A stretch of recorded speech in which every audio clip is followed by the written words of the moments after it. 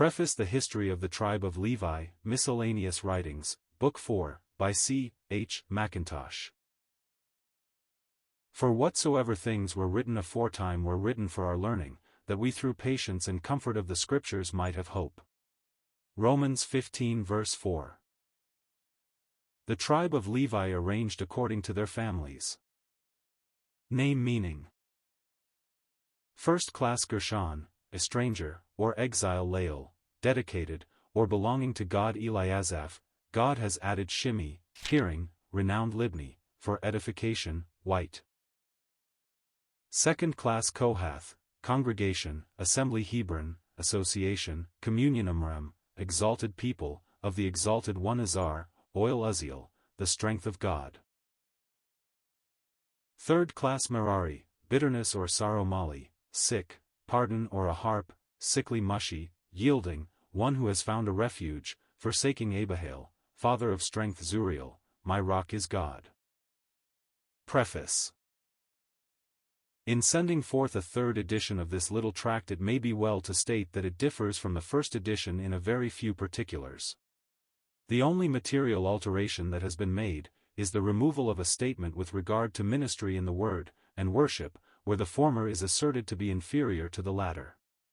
This, seeing it interferes with the dignity and importance of the ministry of the word, has been removed, and the subject has been put in a more scriptural point of view. As to the other alterations, they have reference merely to the structure of sentences, and the softening down of statements which appeared harsh and strong. With so much of correction, this little paper is once more commended to the care of the great head of the Church. November, 1840. There are few exercises more profitable for the Christian than that of reflecting upon the character of God, as unfolded in the history of the saints and fathers of ancient times recorded in the Scriptures of the Old Testament, and indeed this might be expected from the very nature of the subject, which is such that, whatever be its extent, it unfolds principles to us which stand intimately connected with all that is important for us to know or be established in. Thus, whether we get the dealings of God on a limited scale, as with any one of the fathers personally, or more widely extended, as with the seed of Israel afterwards, it is nevertheless the same lesson we are called upon to learn, namely, God and man.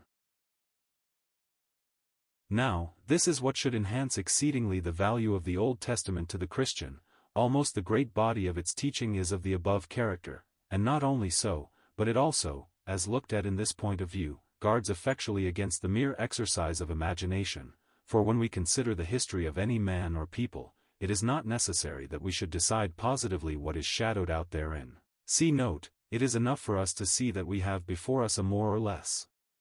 extensive development of the character and actings of God and man, and this, without ever descending beneath the surface of Scripture, cannot fail of being instructive and edifying to the soul. Note, in many of the Old Testament narratives, however, the instruction is so manifestly typical that even the most cautious reader, if at all familiar with Scripture, cannot refuse to look at it in that point of view. End of note. But, of all the histories of the Old Testament embodying instruction of the above character, I believe there are few more copious, deep and varied than that which is about to engage our attention.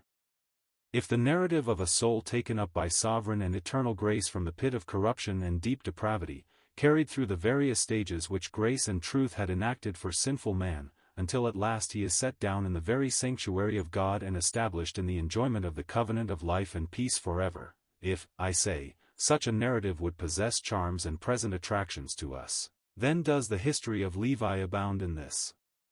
It is only a matter of astonishment that a history fraught with such rich and varied instruction has not occupied more of the thoughts of those luminaries of the Church whose writings have been a source of comfort and instruction to all who have been taught to value the truth of God. Yet, much as I see in the history of Levi, and much as I admire what I do see, I could not think of directing the reader's thoughts to the subject without informing him that I purpose doing little more than to bring before his mind in a connected way the various scriptures which treat of this most interesting question. However, these scriptures are so plain and striking that no one who is at all familiar with scripture truths can fail to enter into them.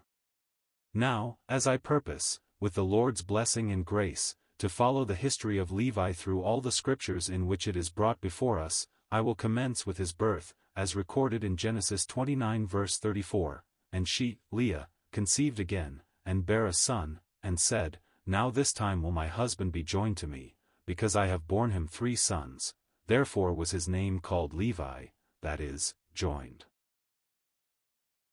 Here, then, we are presented with the birth and name of this most remarkable character, a name of wondrous significance as looked at in connection with his after history, whether in nature's wild and lawless extravagance, in which we find him joined with his brother in the perpetration of a deed of blood and murder, Genesis 34, or in the day when he was called to drink deeply and largely of the cup of God's electing grace, when joined with Aaron in the work of the tabernacle. Number 8. Genesis 34 verses 25 to 26, And it came to pass on the 3rd day, when they were sore, that 2 of the sons of Jacob, Simeon and Levi, Dinah's brethren, took each man his sword, and came upon the city boldly, and slew all the males. And they slew Hamor and Shechem his son with the edge of the sword, and took Dinah out of Shechem's house and went out. As the Spirit of God in Jacob has furnished us with a striking commentary on the above piece of cruelty, we will consider the scripture in which the commentary is given, namely, Genesis 49 verses 5 to 7, Simeon and Levi are brethren, instruments of cruelty are in their habitations. O my soul, come not thou into their secret, to their assembly, mine honor, be not thou united, for in their anger they slew a man, and in their self will they dig down a wall. Cursed be their anger, for it was fierce, and their wrath, for it was cruel. I will divide them in Jacob, and scatter them in Israel. We have here a truly humbling view of human nature as looked at in the light of the holiness of God. It is as if the Lord would say to us, Look here. Behold a man clothed in nature's blackest garb, and presenting nature's most forbidding aspect. Examine him closely, in order that you, seeing what man is when stripped of all that false clothing which ignorance or vain self-righteousness would put upon him, may know the rich aboundings of my grace, which can avail to lift even such a one into the loftiest heights of communion, heights which human conception would utterly fail to mount, but which my grace, through the blood of the cross, can make available to the very chief of sinners. In reading such a description as that which the above passage presents to us, how needful it is for the sinner to bear in mind that it is not only in the light of God's holiness that he is called to look at himself, but also in the light of his grace. When this is learned, he needs not be afraid to penetrate deeply into the dark recesses of his heart's corruption, for if God in grace fill the scene, the sinner, so far as his own righteousness is concerned, must necessarily be out of the scene, and then it is no longer a question of what we think about sin, but how God